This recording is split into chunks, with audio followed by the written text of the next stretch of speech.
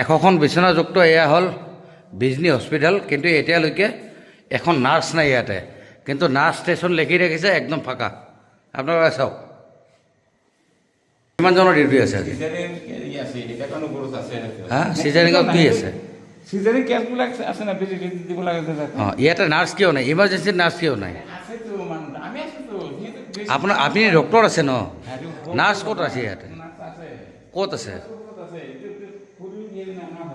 হা হা না ঠিক সৰু ডাঙৰ বুলি ন, হস্পিটেল ন। নাৰ্ছ ইয়াতে নাৰ্ছ ষ্টেচন, নাৰ্ছ ক'ত? আপুনি নিজে চাওকচোন ক'ত আছে নাৰ্ছ? ক'ত আছে ইয়াতে? নাৰ্ছ ক'ত আছে ইয়াতে? ইয়াতে নাৰ্ছ ক'ত আছে কওকচোন? নহয় নহয়, আপুনি ডক্টৰ, আপুনি নিজে নাৰ্ছৰ কাম কৰি আছে। হা হা নাই, কোনে আছে ইয়াতে নাৰ্ছৰ? আপুনি নিজে ফোন কৰিলে না নাৰ্ছক, আপুনি নিজে ফোন কৰিছে। ক'ত কোনে আহিছে? ক'ত আহিছে? ক'ত? আপুনি ফোন কৰকচোন আকৌ এবাৰ। ক'ত আহিছে? ক'ত?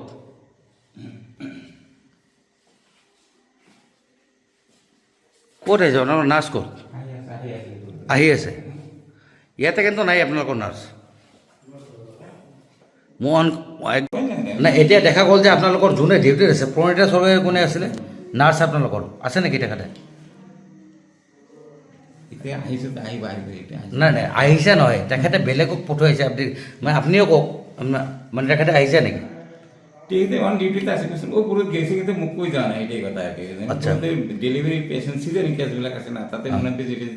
মানে চিজাৰিং কেছ কি ইয়াতে? চিজাৰিং কেছ কি হৈ আছে?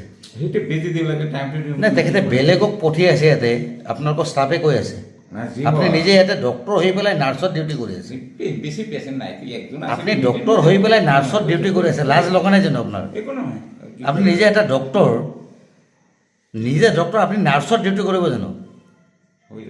এইটো লাজ লগা বিষয় নহয় জানো আপোনাৰ? কওকচোন। নাই নাই, কি কৰিব মানে আপুনি কওকচোন। আপুনি নিজে এটা ডক্টৰ হয়, আপুনি নাৰ্ছক ফোন কৰি আছে, তেখেতে আপোনাক কেৰেপ কৰা নাই।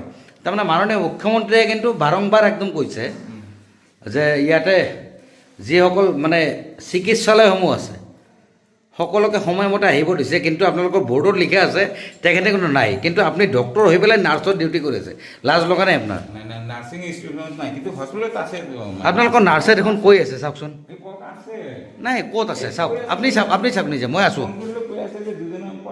আপুনি চাওকচোন আহিছে নেকি ইয়াতে? মই আপোনাক 3বাৰ ৰেকৰ্ডিং কৰিলোঁ, আপুনি চাওকচোন আছে নেকি? আপুনি নিজে চাওক, এতিয়া চাওক কোনে আহিছে চাওক। চাওক দুজন আছে। কি নাম? কি নাম? নাই, মইতো সুধিলোঁ, আপুনি সুধকচোন।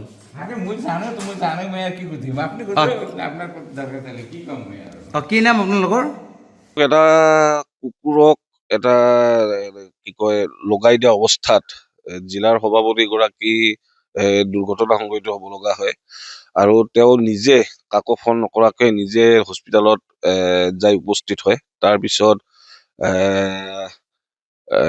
আপুনি এজন সাংবাদিক হিচাপে তাতে যাই উপস্থিত হয়, আৰু আপুনি গোটেইখিনি বস্তু গম পায়। তাৰপিছত আমি গম পাওঁ, আমাক আপোনালোকে যোগাযোগ কৰে, আমি তাতে যাই উপস্থিত হওঁ। কিন্তু যাই যোনখিনি আমি দেখা পালোঁ, এইটো অতি মানে দুৰ্ভাগ্যজনক কথা বিজনীবাসী ৰাইজৰ কাৰণে। আমি যোনটো আশা কৰি এই হস্পিটেলটো আমি কামনা কৰিছোঁ, এইটো হস্পিটেল আচলতে নহ'ল। তাৰ কাৰণে যে বৰ্তমান অসমত যোনখন বিজেপি চৰকাৰ চলি আছে, এই চৰকাৰখন যে কেৱল মাত্ৰ তেওঁলোকে ঢাল ঢৌকে বজায়, সেই কথাটো পুনৰ প্ৰমাণিত হ'ল। আৰু ইয়াৰ পৰা আমি এটা কথা ক'ব খোজোঁ যে আচলতে প্ৰকৃতাৰ্থে বিজনীবাসী ৰাইজক যদি চিকিৎসাৰ ক্ষেত্ৰত যদি কিবা যদি উন্নয়ন চিকিৎসাৰ কাৰণে যদি বিজনীবাসী ৰাইজক যদি চৰকাৰখনে বিচাৰে, আৰু আমি যদি বঙাইগাঁওলৈকে বৰপেটালৈকে যাব নালাগে, যে এইখন যি 100 বেড চিকিৎসালয় বৰ্তমান আছে, তাত উন্নত মানৰ চিকিৎসা ব্যৱস্থা কৰিবলৈ আমি চৰকাৰক আহ্বান জনাইছোঁ।